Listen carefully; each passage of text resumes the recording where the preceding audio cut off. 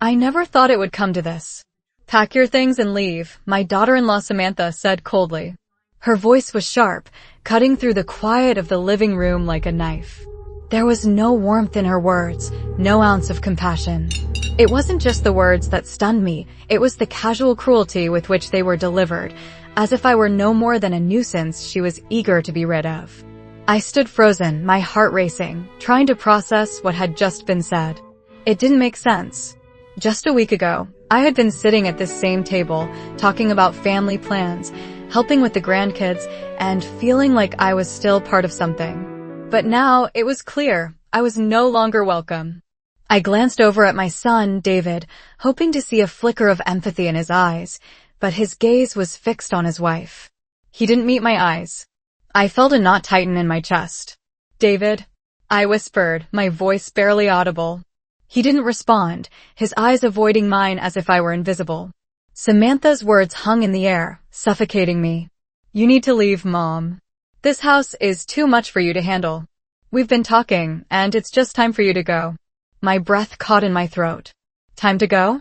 My husband and I had lived in this house for over 30 years. We had built it together, brick by brick, with love and care.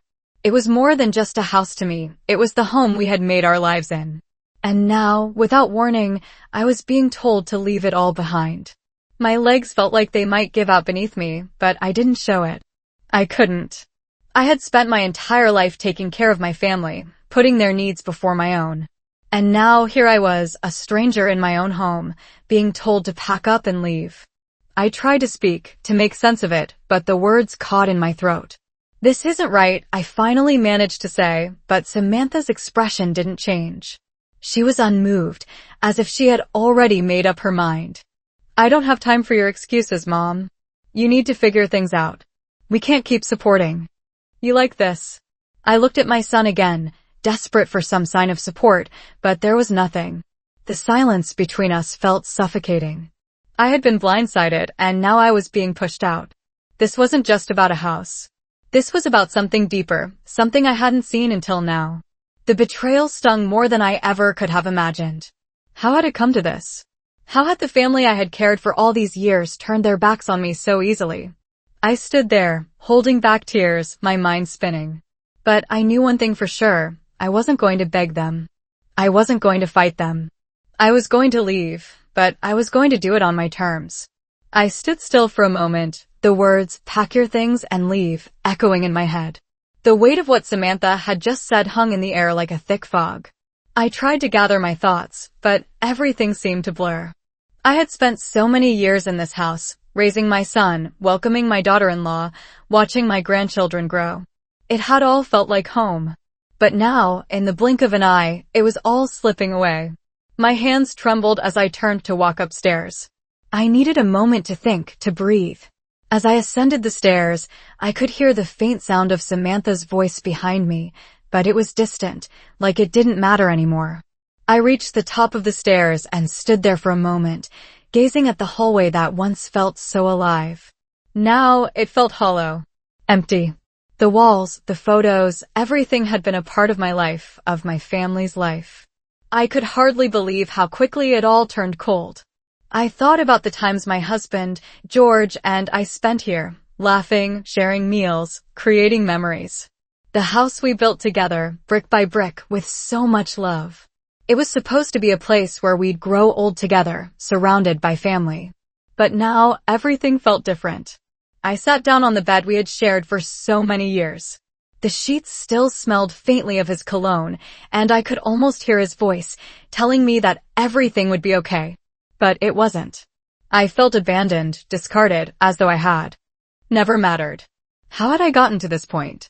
I tried to remember the last time I felt truly loved by my son. David used to be so close to me. We would talk for hours, share stories, laugh about the little things. But ever since he married Samantha, it had been different. He was distant, and more, it felt like his loyalty was with her, not with me. I never expected Samantha to turn on me like this. I had welcomed her into my home with open arms. She had become part of my family, my life. I had even helped her with the children, taking care of them when she couldn't.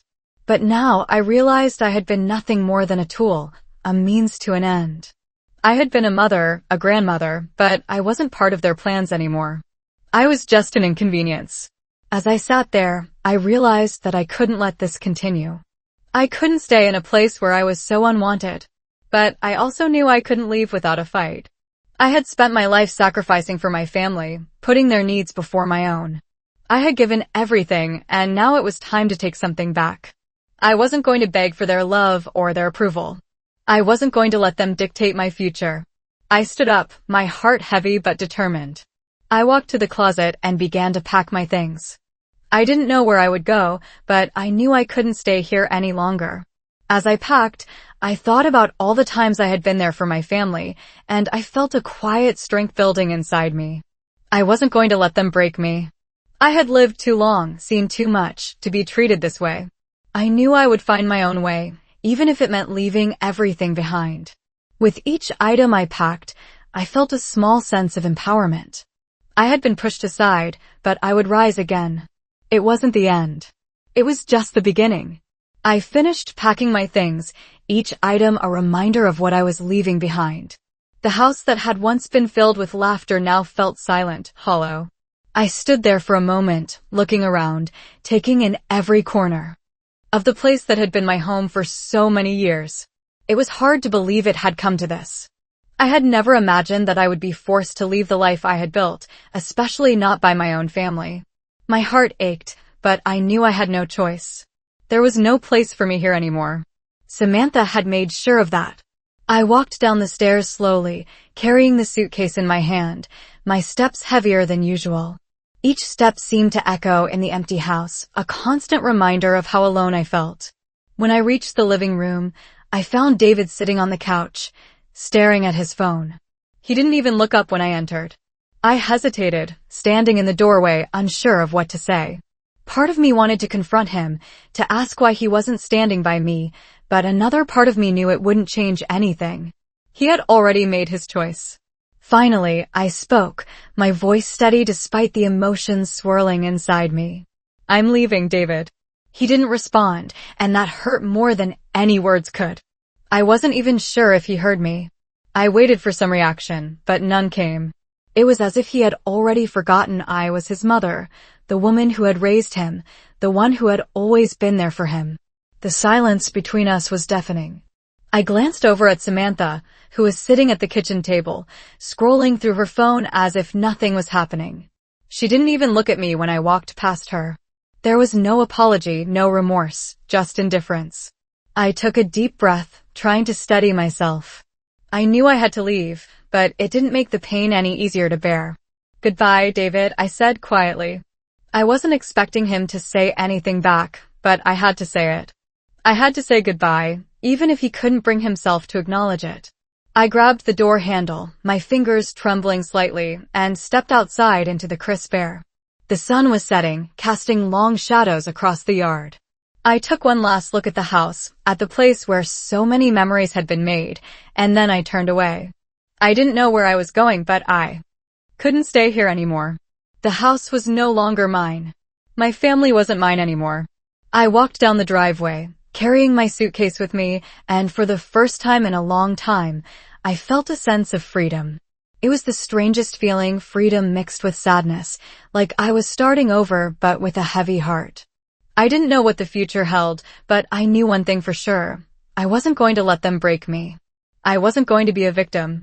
I would find a way to move forward, even if it meant doing it alone. As I walked away from the house, I felt a small spark of hope ignite inside me. Maybe this was the beginning of something new. Maybe, just maybe, I could build a life for myself, a life where I wasn't just the mother, the grandmother, the one who had always been there for everyone else. Maybe I could finally be just Martha, no longer invisible, no longer taken for granted. I walked down the street, my suitcase in hand, unsure of where I was going, but determined to keep moving. I had left behind everything I had known, everything that had once been my life. I could still feel the weight of the house on my shoulders, the memories of every room, every corner where I had spent countless hours. But now, the house was just a place, not home anymore. Home was where I decided to make it, and I would find that place. My steps were slow, deliberate, as though I were still trying to figure out what had gone wrong. But I knew deep down that the answers didn't lie in the past. They were somewhere in the future. I stopped at a small park, sitting on the bench and looking out over the quiet streets. It felt like the world was still moving while I had been left behind. But maybe that was okay. Maybe I wasn't meant to fit in anymore. I had spent so many years trying to be the perfect mother, the perfect grandmother, the one who always put family first. But in the end, it hadn't mattered. I had been taken for granted, and it was hard to swallow. The more I thought about it, the angrier I became. How had I allowed it to go on for so long? I had spent decades pouring my love, my time, my energy into my family, and for what? To be tossed aside when I wasn't needed anymore? I clenched my fists, feeling the anger rise up inside me. But then, something inside me shifted. The anger started to fade, replaced by something stronger, something more powerful. I had been broken, yes, but I wasn't defeated. I wasn't going to let them control my happiness. I was done being invisible. I could still start over. I could still find a place where I was valued, where I was respected, where I didn't have to prove my worth to anyone. The thought was both terrifying and exhilarating. For the first time in a long time, I felt like I had options. I could make my own choices. I could choose a new path. It wasn't going to be easy. I didn't know where I would go or how I would make it. But I knew I had to try. I wasn't going to spend the rest of my life feeling sorry for myself. I had so much left to give, and I was going to find a way to share that with the world, even if it meant starting from scratch. As I sat there, taking in the cool evening air, I realized something else. My family's rejection wasn't a reflection of who I was. It was a reflection of them. It was about their inability to see the value in me. I had never been the problem. It had always been their lack of understanding, their selfishness, their failure to appreciate what they had. And now it was their loss. I was done being their doormat. I was done sacrificing my happiness for their comfort. From now on, it was my time. I stood up from the bench, my heart beating faster now. The uncertainty didn't scare me anymore. I was ready to face whatever came next. As I walked away from the park, I felt the weight of the past slowly lifting. It wasn't gone, but it wasn't holding me down anymore. And that was enough. I didn't know what the future held, but for the first time in years, I felt like I had control over my own life again. I spent the next few days in a haze, my mind racing with a mix of emotions. I had left. The house, yes, but the weight of it all still pressed down on me. I found a small apartment on the outskirts of town. It wasn't much, just a tiny place with a single bedroom and a small kitchen, but it was mine. The walls were bare, and the air felt different. It smelled like new beginnings, and for the first time in a long while, I wasn't consumed by the noise and tension of my old life. I hadn't realized how suffocating it had been until I walked out of that house. There were days when I felt like I was drowning in the memories. Every corner I passed seemed to hold a moment from my past. My husband's favorite chair in the living room, the family photo hanging on the wall, the smell of Sunday dinners.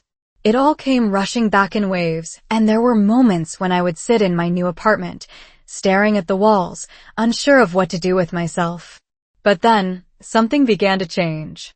Slowly, almost imperceptibly, I started to feel a shift. It was subtle at first, but I could feel it. The anger and hurt that had been building inside me began to fade, replaced by something else. Something stronger. I realized that this new chapter of my life didn't have to be defined by the pain of the past. I didn't have to be the victim of my family's indifference. I could choose to move forward, to rebuild, to create something for myself. I didn't need their approval or their validation. I had spent so many years living for everyone else, making sacrifices for the sake of keeping the peace. But now it was my time. I started small, organizing the apartment, setting up the kitchen, arranging the furniture in a way that made me feel comfortable.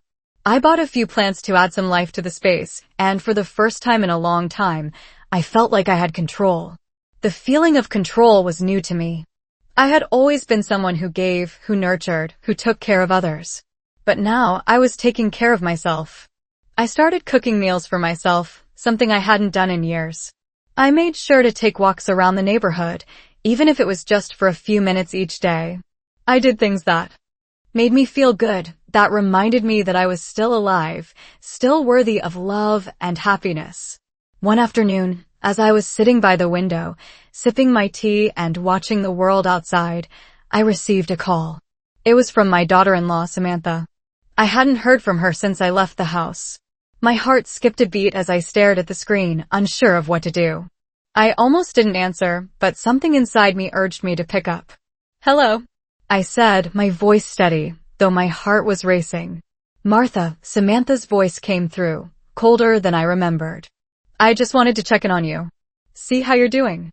I felt a surge of anger rise up, but I kept my voice calm. "I'm fine," I said, trying to keep my tone neutral. "How are you?" There was a long pause on the other end of the line. "I'm fine," she finally replied, her voice stiff. "I just thought you should know that David and I have been thinking about everything. We're sorry for how things went down. It wasn't right." I was quiet for a moment, the words hanging in the air. I wasn't sure what I was expecting from this conversation, but this wasn't it. The apology felt forced, as though she was only saying it because she thought it was what I wanted to hear. "Samantha," I said slowly, "I've had a lot of time to think about everything too. And I've come to realize something." There was a slight shift in her tone. "What's that?"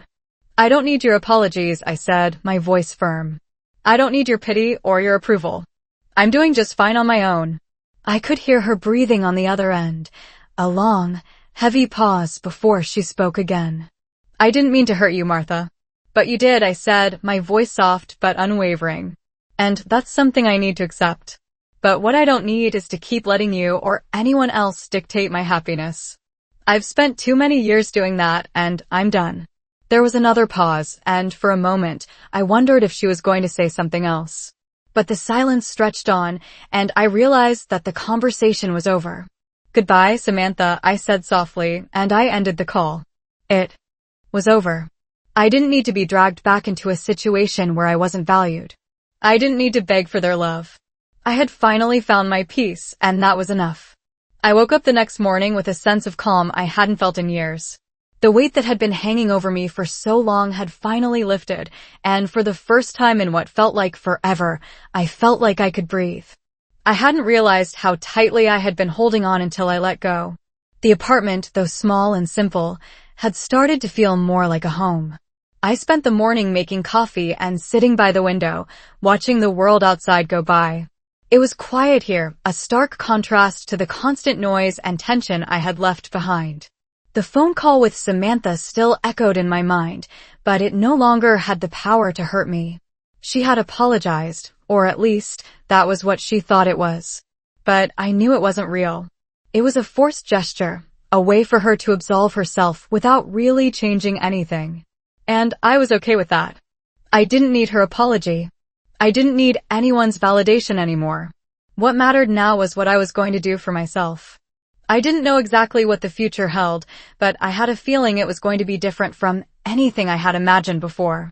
I wasn't sure if I was ready to confront my son yet, but I knew that, eventually, I would have to.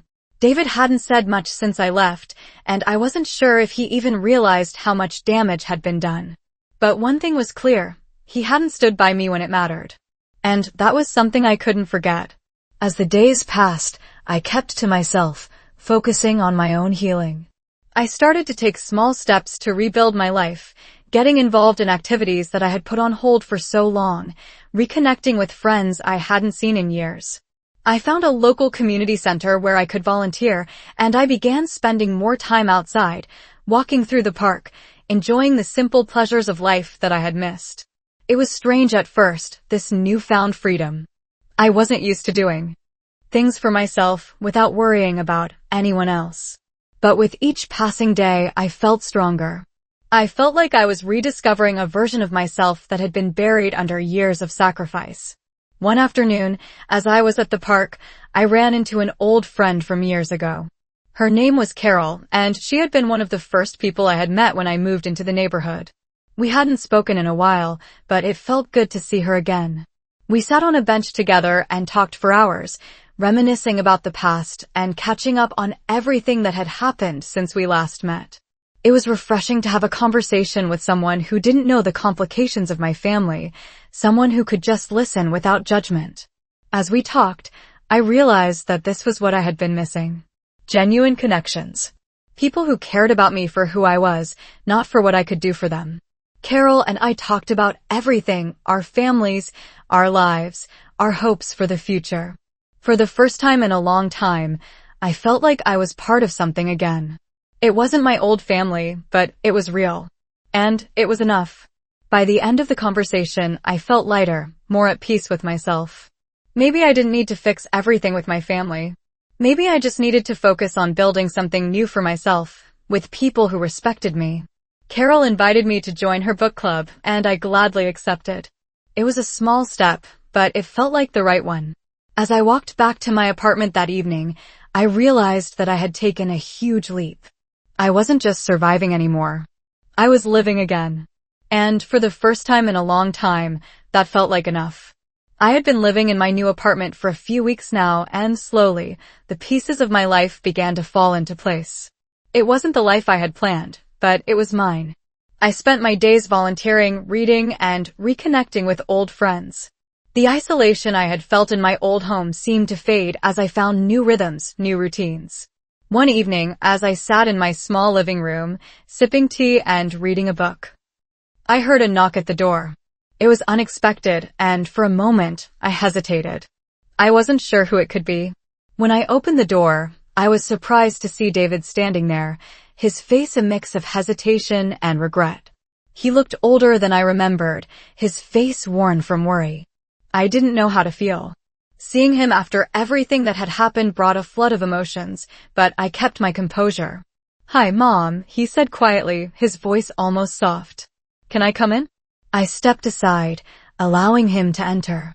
He looked around the apartment, taking in the small but cozy space. There was an awkwardness between us, a distance that hadn't been there before. I had always been the one to make him feel at home, to provide comfort and warmth. Now, it felt like the roles had reversed. We both sat down, and for a moment, there was silence. I waited for him to speak, unsure of what he wanted to say. "I've been thinking a lot," he finally said, breaking the silence. "About everything. About how things ended. And I regret it. I regret how I treated you, how I let things get so bad." His words caught me off guard. I had expected defensiveness, an excuse, maybe even anger. But this was different. This was real. "I didn't realize what I was doing," he continued. "I was caught up in everything with Samantha, and I didn't see how much I was pushing you away. I've been selfish." I looked at him, trying to process what he was saying. The years of hurt, the feelings of abandonment, all came rushing back, and for a moment, I didn't know what to do with it. But then, something inside me shifted. This wasn't about what he had done anymore. This was about me. About what I needed. And what I needed was not his apology, but the chance to reclaim my own life. "David," I said slowly, my voice steady, "I appreciate that you're here. I really do. But this isn't just about you and me.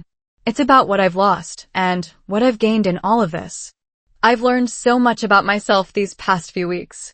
His eyes searched mine as though trying to understand. "I can't fix everything, and I don't expect you to, but I've learned that I don't need to rely on you or Samantha or anyone else to find my happiness. I'm learning how to live for me." He looked down, his hands fidgeting in his lap. "I never meant to make you feel like you weren't enough," he whispered. "But I understand now. I should have been there for you. I should have stood up for you." I nodded, but I didn't say anything. I didn't need to hear more apologies. I had heard enough words over the years to last a lifetime. What mattered now was the actions that would follow. "I'm not asking for things to go back to the way they were," I said finally. "I'm moving forward, David. And I hope you can too." He nodded slowly, as if accepting the weight of my words. "I understand," he said softly. "I just wanted you to know that I'm sorry. And I'm here if you ever need me." I didn't say anything more. I didn't need to. His apology, though meaningful, couldn't undo the past. But it was a step. A small one, but a step nonetheless. He stood up to leave, and for a moment, we just looked at each other. "Take care of yourself, David," I said as he reached the door. "You too, Mom," he replied, his voice filled with something I hadn't heard in a long time, genuine care. And with that, He walked out of my apartment, leaving me standing there a little lighter than before. I knew this wasn't the end of our story. But it was a new beginning, one where I was finally able to choose my own path without looking back. I wasn't sure what the future held, but I was ready to face it head-on, no longer burdened by the past. I spent the next few weeks trying to settle into my new life. Each day felt like a small victory. I was learning how to embrace the freedom I had fought for, even if it was still new and unfamiliar. There were moments when I missed the old routine, the one I had known for so long. But those moments were fleeting, replaced by a quiet sense of peace that I had never experienced before. I started going out more, joining local groups, and even taking up hobbies I had once set aside. It was amazing how much I had forgotten about myself while I was busy taking care of everyone else. One day, as I was out running errands, I ran into Carol again. She was with a few of her friends from the book club, and they invited me to join them for coffee. It was an offer I couldn't refuse. I hadn't realized how lonely I had been until I found myself surrounded by people who actually cared about me. They didn't know all of my history, but they didn't need to. They accepted me for who I was now, not who I had been in the past. I felt like I was starting to build a new kind of family, one based on respect and mutual care, not obligation. As the months passed, I grew more comfortable in my new life. I had my own space, my own routine, and my own sense of identity. I was no longer just a mother or a grandmother. I was Martha, someone with her own dreams and desires. One afternoon, I received a letter from David. It wasn't a long letter, but it was heartfelt. He apologized again, acknowledging that he had failed me as a son and that he wanted to make things right. He mentioned that he had been going to therapy to work through some of his issues, and he hoped that one day, we could rebuild our relationship. Reading those words brought up a mix of emotions. Part of me wanted to forgive him, to believe that he could change. But another part of me knew that forgiveness didn't mean going back to the way things were. I wasn't the same person I had been when I lived in that house. I had changed, and I wasn't sure if I could ever go back to the way things were with him. But I didn't close the letter. I didn't throw it away. I simply put it aside, deciding to think about it later. It was a step, and that's all it needed to be for now. I was in control of my own life now. And that felt powerful. The days turned into weeks, and I settled into a rhythm. My apartment felt more like home with each passing day. It wasn't the life I had expected, but it was mine. And that was enough. I found joy in the small things, the quiet mornings with a cup of coffee, the walks around the neighborhood, the laughter of friends. I realized that life didn't have to be grand to be meaningful. It could be found in the moments of peace, in the simplicity of everyday life. And for the first time in a long time, I felt grateful for what I had. I wasn't alone. I had myself. And that was enough. I woke up to the soft rays of morning sunlight filtering through the curtains, and for the first time in a long time, I felt at peace. It was a simple day, but one that felt monumental in its quiet significance. The apartment was still small, but it had become my sanctuary, a space I could call my own. There was a sense of calm in the air that had been missing for years. I no longer felt like I was merely existing, caught in the turmoil of my family's demands and expectations. I was living for myself now in the truest sense. The world outside my window was waking up, and so was I. The idea that my life had to be defined by what others thought of me, by their needs and their desires, was fading. It had taken me so long to see that. I had spent years as a caretaker, a nurturer, a mother and grandmother who gave everything of herself. But I was finally learning that I was worthy of more than just being the one who gave. I was allowed to live my own life, to make my own choices, and to seek happiness in my own way. I spent the next few days making plans, not for anyone else, but for me. I signed up for a painting class at the local community center. It was something I had always wanted to try, but had never made the time for. I started visiting the library more, rediscovering my love for books. I even began writing a journal, something I had not done in years, but it felt right to record my thoughts and feelings now that I could express them freely. It wasn't a perfect life, but it was mine, and it felt like a fresh start. I heard from David again, a few weeks later. This time, his words weren't as heavy with guilt. He had continued his therapy, as he had promised. He seemed different, more aware of his actions and the impact they had on those around him. He told me that he was trying to do better, that he wanted to repair the relationship we once had. I listened, not with expectation, but with understanding. I wasn't ready to forgive him fully, but I wasn't closed off to the idea either. For the first time, I felt like I could approach the situation with a sense of calm, without the bitterness that had clouded my thoughts for so long. I told him that I appreciated his efforts, but that it would take time. I wasn't sure if things could ever go back to the way they were, but that didn't matter as much anymore. What mattered was that we were both moving forward, and that I was no longer defined by the role I had played in his life. It was strange, but liberating, to no longer feel responsible for fixing everything. I was allowed to live my own life, separate from their expectations. It was a difficult lesson to learn, but I had learned it well. The weeks passed, and I grew stronger, more sure of myself with each day. I continued my classes, my walks, my quiet evenings with books and tea. I had learned to fill the space I had once reserved for others with things that brought me joy.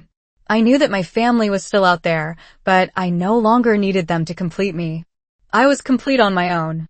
One evening, as I sat on the small balcony outside my apartment, watching the sunset, I felt a sense of gratitude wash over me. I had lost so much, but I had gained something far more valuable in the process: my independence, my peace, and the realization that I was enough, just as I was. The future was still uncertain, but I had learned not to fear it. Whatever came next, I knew I could face it. I had learned how to be Martha again, not just a mother or a grandmother, but a woman with her own dreams, her own life. And for the first time in a long time, that felt like enough.